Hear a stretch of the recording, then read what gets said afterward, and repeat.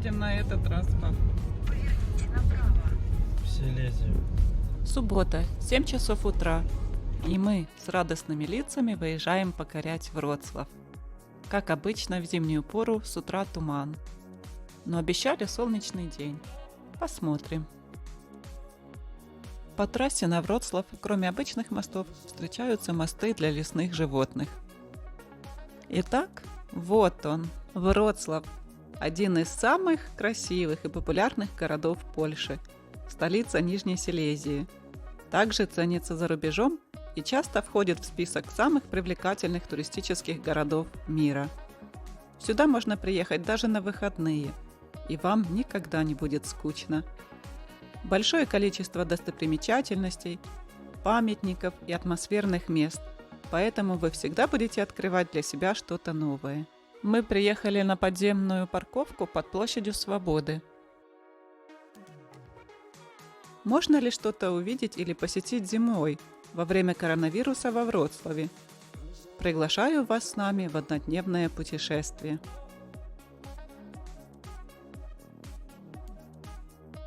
Национальный форум музыки – это концертная площадка, объединяющая 4 больших зала.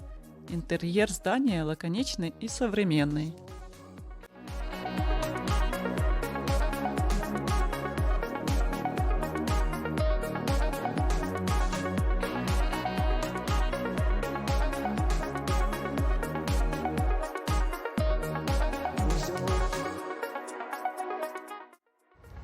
Сегодня мы приехали во Вроцлав. Вроцлав считается городом гномов. Вроцлав – это город гномов. Одной из достопримечательностей считается ходить по городу и с помощью карты искать этих маленьких жителей. Есть даже специальный сайт, где можно найти их местоположение. Да? И заодно можно город посмотреть, ощутить всю эту атмосферу. Да. Маленький квест. Ну что, начнем экскурсию по Вроцлаву. Начнем.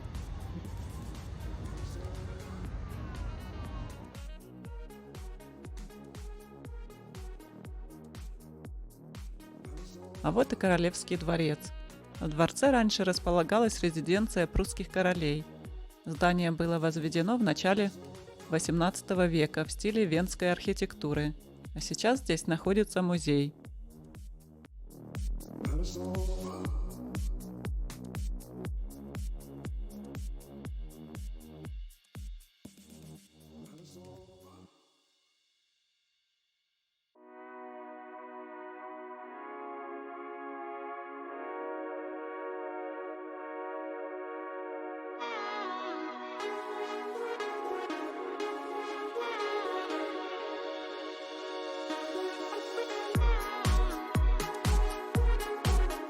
Рыночная площадь во Вроцлаве – одна из самых красивых и древних в Польше. Также тут один из крупнейших рынков старого города в Европе. 213 метров в длину и 178 метров в ширину. Он занимает 3-е место в Польше после рынков в Кракове и Олецко. Красивая архитектура, атмосферные многоквартирные дома, множество ресторанов и колоритных мест делают его самой популярной достопримечательностью Вроцлава. Рыночную площадь окружают 60 из более чем 8000 старинных многоквартирных домов, уцелевших в городе.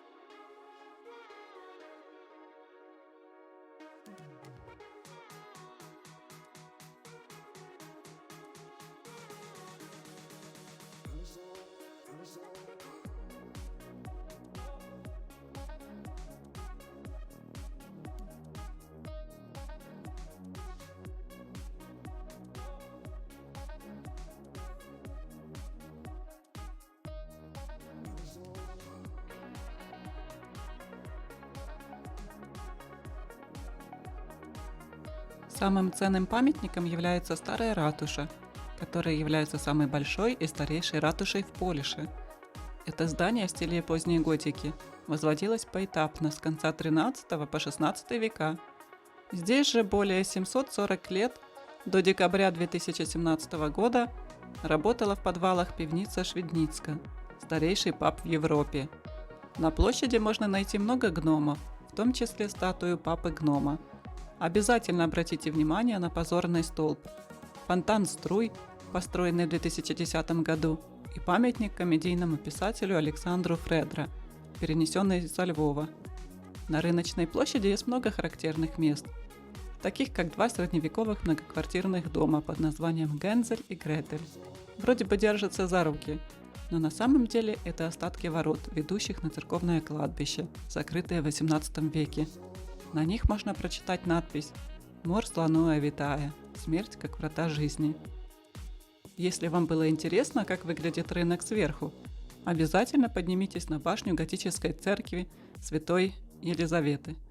Великолепный вид 75-метровой террасы компенсирует подъем по 300 ступеням. Но мы посмотрим на старый город с другой смотровой площадки.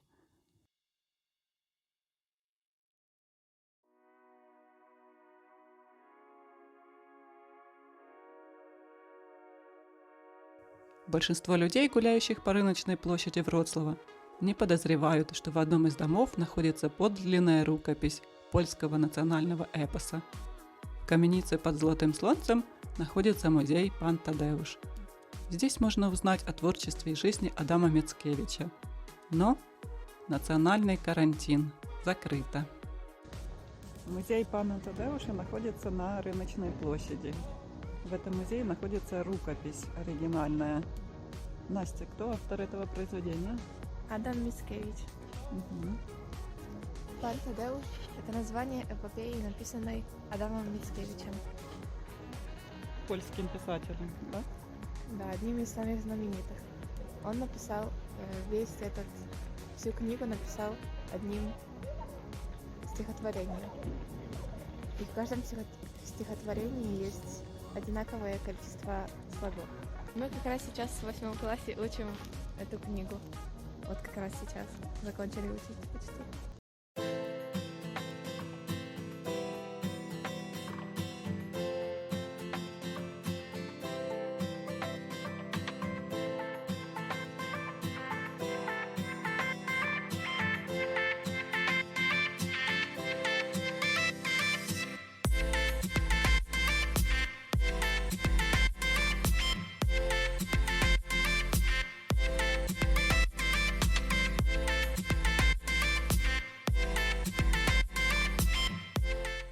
Вроцлав иногда называют городом мостов. Тут их больше всего в Польше, и он входит в первую десятку городов с наибольшим количеством мостов в Европе. Никто не может точно сказать, сколько их. Где-то между 100 и 300, в зависимости от метода подсчета. Самый высокий мост – Покаянный мост, также известный как мост ведьм. По сути, это мост высотой 45 метров, соединяющий две башни Польского католического собора Святой Марии Магдалины. Поднявшись по винтовой лестнице, можно увидеть одну из самых красивых панорам города. Однако с моста не только красивые виды, но и легенды. Одна из них гласит, что вечером можно увидеть души девушек, которые предпочли играть, а не выходить замуж и заниматься хозяйством. Второе название происходит от времен охоты на ведьм. Согласно легенде, если обвиняемой удавалось перейти мост, она считалась помощницей сатаны и приговаривалась к смертной казни. Однако, если женщина падала с моста, ее оправдывали.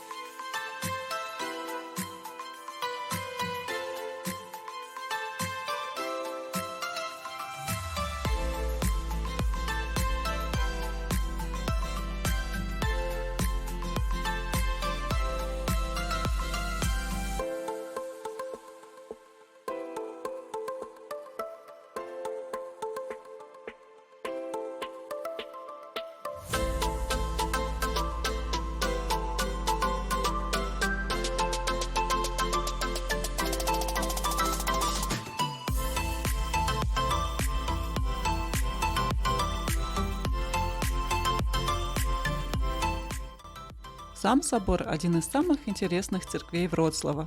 Его обязательно стоит посетить. Собор представляет собой готическую церковь. Он был выстроен в XIII веке, хотя первая церковь на его нынешнем месте появилась уже в конце XI века. Во время нашествия монголов церковь разрушили, а следующая за ней была уничтожена пожаром в середине XIV века. После этого на ее месте выстроили новую большую церковь в суровом готическом стиле, поместив на башнях более чем внушительные колокола.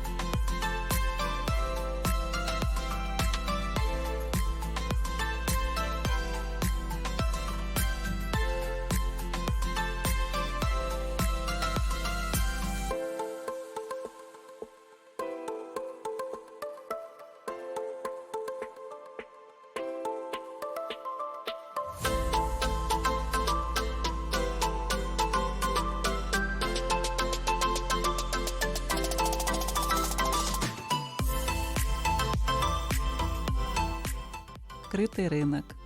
Вроцлавский крытый рынок находится в одном из старых районов Вроцлава, в непосредственной близости от старого рынка, острова Песок и Песочного моста. Архитектор Плюденман. Выпускник Строительной академии Берлина. Год постройки 1906-1908 года.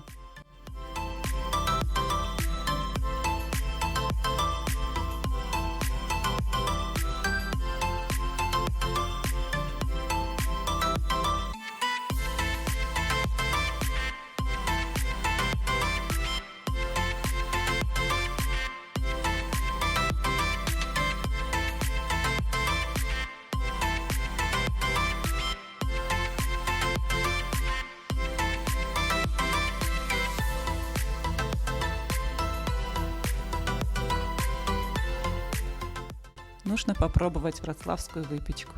Невозможно устоять.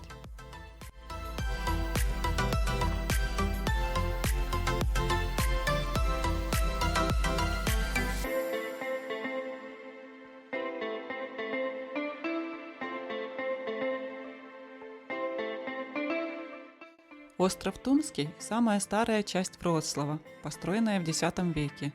Слово «Тумский» в переводе означает «кафедральный». Такое название остров Тумский во Вроцлаве получил потому, что здесь много храмов. Город был основан селезскими пястами, построившими свой замок на острове в устье реки Алава и реки Одра. В XIV веке остров был захвачен церковью. И именно священные места являются наиболее ценными достопримечательностями в этой части старого города. Дорога на Тумский остров запоминается хорошо. Сначала нужно перейти Одру по Красному Песковому мосту, потом обогнуть остров Пясок, полюбоваться по дороге причалами, откуда летом отправляются прогулочные катера, и добраться до Зеленого Тумского моста.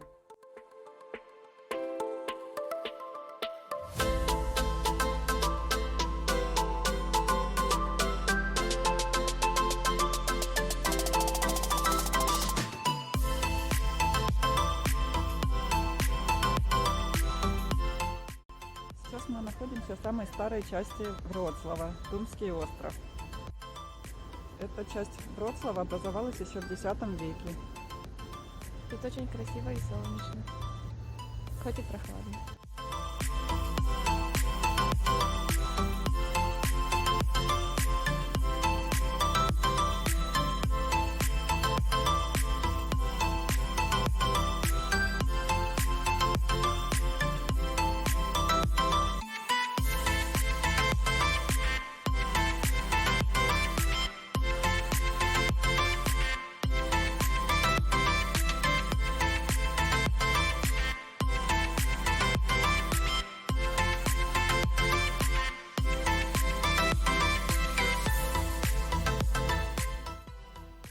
Настя, хочешь, покажу тебе мост влюбленных? Давай. Тумский мост, смотрите. Тумский мост известный как мост влюбленных. Здесь можно увидеть сотни замков с признаниями в любви и инициалами. Ключи к ним следует искать в глубинах протекающего под ним Одра. А ведь любовь должна быть вечной.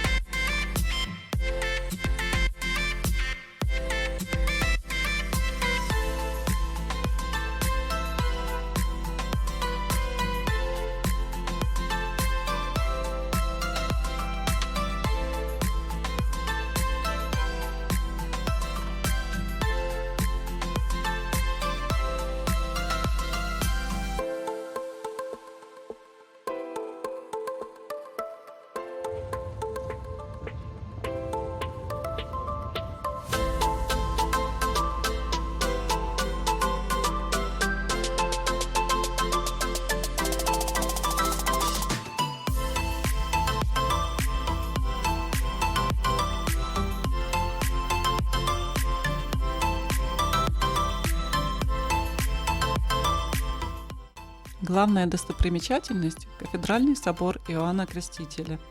Две его 98-метровые башни видны издалека, но только вблизи можно понять, насколько это монументальное здание. Вроцлавский собор считают самым старым готическим храмом Польши. Его начали строить в XIII веке, и работы заняли около 100 лет. Собор, несмотря на внушительные размеры, получился воздушным. После Второй мировой войны здание почти полностью реконструировали. Собор Иоанна Крестителя действующий, но в то время, когда нет службы, он открыт для экскурсий. Кстати, здесь находится самый большой орган в Польше. В одной из башен оборудована смотровая площадка, а в древнем соборе установили современный лифт. Но сейчас закрыто. Коронавирус.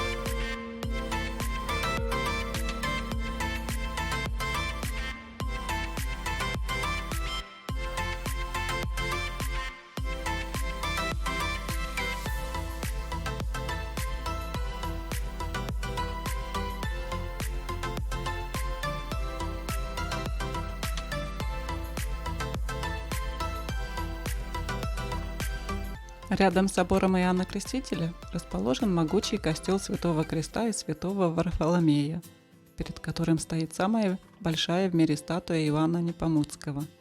Римско-католическая церковь святых Петра и Павла, два самых древних собора Вроцлава – костел Святого Жиля, Эгидия и костел Святого Мартина, несколько монастырей. Здесь же расположена резиденция архиепископа. В музее архиепископа хранится Генриковская книга рубежа XIII и XIV веков, в которой было написано первое предложение на польском языке. Если обойти все церковные сооружения по улицам Канония или Капитольной, вы окажетесь у входа в университетский ботанический сад. Здесь можно завершить прогулку по острову, но не сегодня. Закрыт и он. Вечером на острове смотритель маяка до сих пор зажигает газовые фонари. Разве не романтика? И более чем тысячелетняя история вместе с легендами оживает из каждого закоулка этого атмосферного места. Город гномов – одно из названий Вроцлава. Первые фигурки улыбающихся карликов в оранжевых шляпах и с цветком в руке начали появляться в городе в 80-х годах. Это был результат движения «Оранжевая альтернатива», которая таким образом боролась против коммунистической системы. Рисунки гномов появлялись на пятнах краски после того, как коммунистические власти закрашивали антисоциалистические надписи и лозунги. В 2005 году карлики спустились со стен и в форме скульптур заняли улицы Вроцлава. Чтобы увидеть их, не нужно прилагать больших усилий. Их почти 400, и они расположены в разных частях города. Одной из идей провести интересный день во Вроцлаве может стать прогулка по тропе вроцлавских карликов. В этом вам поможет сайт krasnalik.pl, где вы сможете узнать текущее местоположение отдельных гномов. Встреча с ними гарантирует улучшение настроения и появление улыбки. Маленькие сказочные герои – разве не волшебство?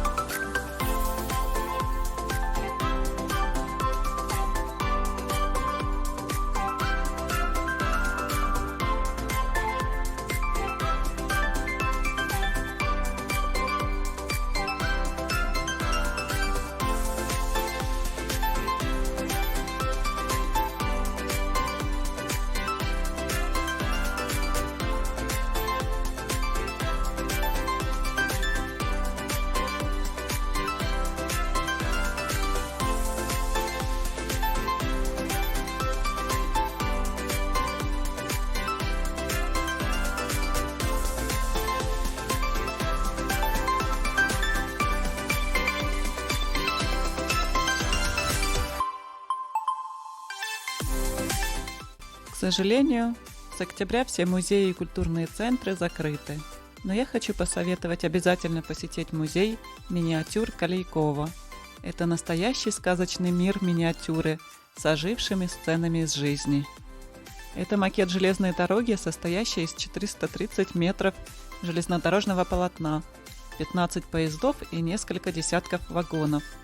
Все это движется на фоне оживших сельских пейзажей Нижней Силезии и сцен из повседневной жизни. Мы были здесь весной. Посмотрите, разве не волшебство?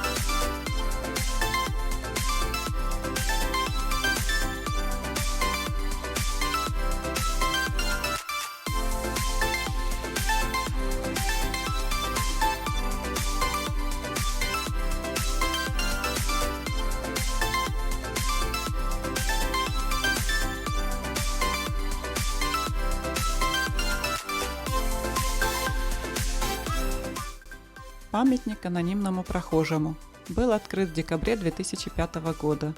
Он состоит из 14 бронзовых человеческих фигур в натуральную величину, стоящих по обе стороны улицы. Чем ближе фигуры к дороге, тем больше они проваливаются в асфальт. Так что у бордюров из пешеходного перехода торчат только головы.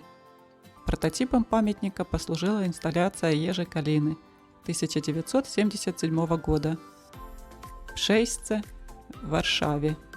Инсталляцию разобрали и поместили на 28 лет в Национальный музей во Вроцлаве. Эти гипсовые фигуры стали заготовкой для нового бронзового памятника. В 2011 году Newsweek Польска включила его в число 15 самых красивых достопримечательностей Польши, назвав самым впечатляющим памятником Вроцлава.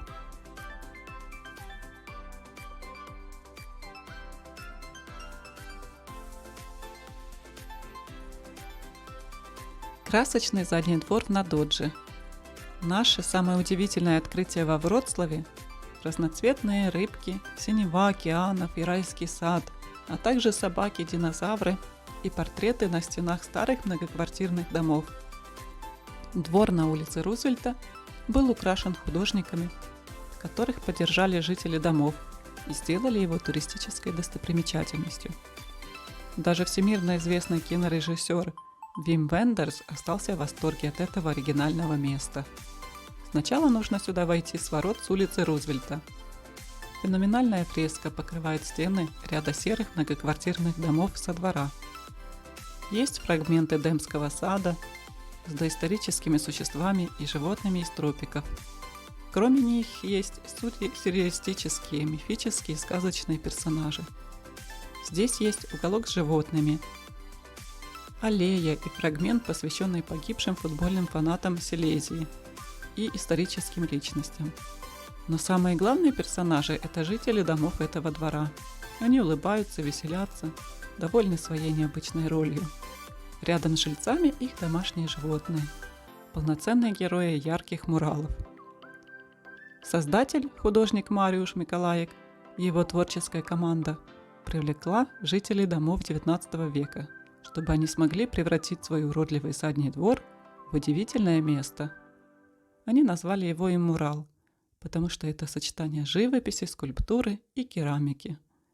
Площадь объекта составляет 250 метров и более 1200 квадратных метров. Теперь во двор Рузвельта приходят жители Вроцлава и туристы. Когда Вим Вендерс, известный кинорежиссер, приехал во Вроцлав, он был в восторге от красочного Иммурала. Меня это место тоже очень вдохновило, ведь можно создать искусство практически из ничего. Мы нашли такой красивый дворик. И здесь как каждый уголок фоткаем. А что тут интересного?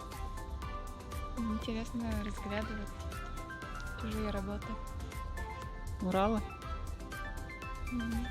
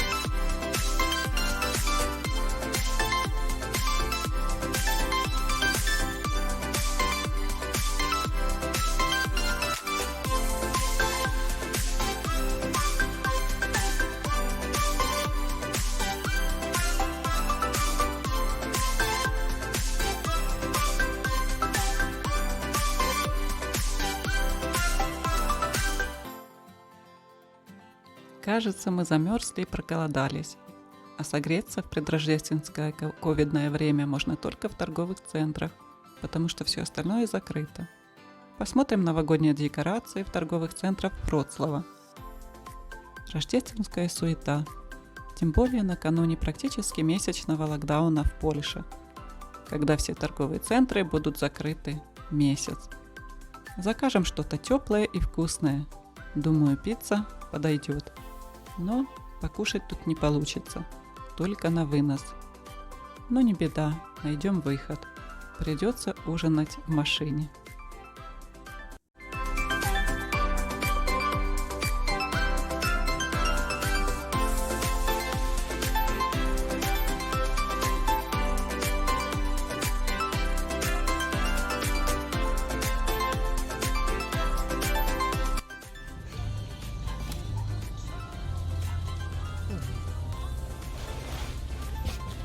Ваша пицца где? Съели?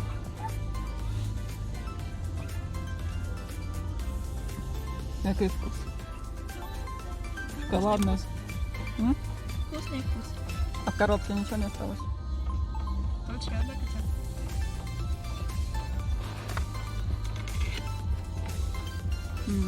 Классно. А вони одинакові? Ні. Це класик. Тут з грибами і бочки можна залишити.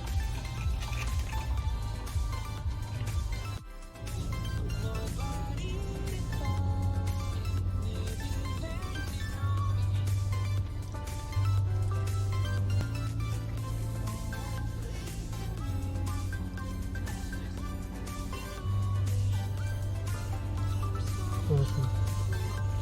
Там була на вибор. Вот такой оказалась наша поездка во Вроцлав накануне Рождества и перед национальным карантином в Польше. Каждый раз Вроцлав открывает новые интересные места и дарит незабываемые воспоминания.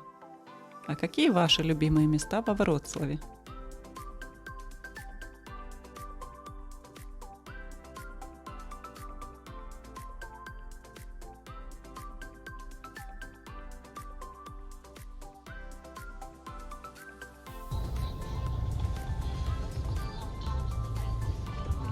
Едем до дома. Классно. Да. Что тебе больше всего понравилось? Все. Особенно пицца.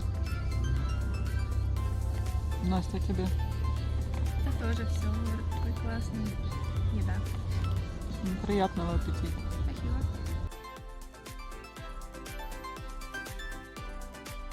Надеюсь, вам понравилось это наше путешествие во Вроцлав.